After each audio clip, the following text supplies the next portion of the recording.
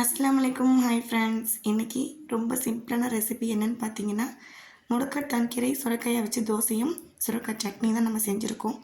Weight loss பண்ணணும்னு நினைக்கிறவங்களும் சரி, இல்லை நீர்ச்சத்து ரொம்ப கம்மியாக இருக்குது அப்படின்னுங்கிறவங்களும் சரி, இந்த சட்னியை வாரத்தில் ஒரு 2லேருந்து 3 தடவை சேர்த்துக்கிட்டிங்கன்னா ரொம்பவே யூஸ்ஃபுல்லாக இருக்கும். இதுக்கு கொஞ்சம் உளுந்தம்பருப்பு அதிகமாக சேர்த்துக்கோங்க. சுரைக்காயும் அதிகமாக சேர்த்துக்கலாம். நான் அதில் பிரண்டை, கொத்தமல்லி, கொஞ்சம் வெங்காயம், தக்காளி இதெல்லாம் சேர்த்துருக்கேன். வரமிளகா ஒரு 10 மிளகாய் கிட்ட சேர்த்துருக்கேன். ஏன்னா அது கொஞ்சம் நீர் காய்ங்கிறனால சட்னி சப்புன்னு போயிடும். இந்த உளுந்தம் பருப்பு நல்லா செவக்க வறுத்துக்கோங்க. அதுக்கப்புறமா நம்ம இந்த பிரண்டை, கொத்தமல்லி, காம்பு இது எல்லாத்தையும் நல்லா வதக்கி எடுத்துக்கோங்க. கருவேப்பிலை வேணுமானு சேர்த்துக்கலாம். இது எல்லாத்தையுமே மொத்தமாக சேர்த்து வதக்கிக்கோங்க.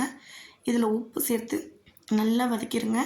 இது நல்லா அந்த நீருக்கு வத்துற வரைக்கும் நீங்கள் வதக்கினா தான் அது நல்லாயிருக்கும். இதில் ஒரு நெல்லிக்காய் சைஸ்க்கு நான் புளி சேர்த்துக்கிட்டேன். புளியையும் சேர்த்து நல்லா வதக்கி எடுத்துருங்க. இது நல்லா ஆறணும். ரொம்பவே டேஸ்ட்டாக இருக்கும்.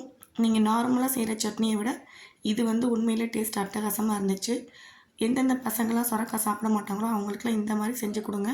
இதில் சுரக்காய் தான் சேர்த்து செஞ்சுருக்கோன்னு கண்டிப்பாக கண்டுபிடிக்கவே முடியாது.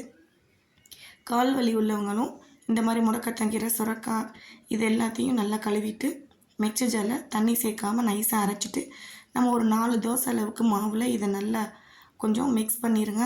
பார்க்க கொஞ்சம் வலுவலுப்பாக இருக்கும்.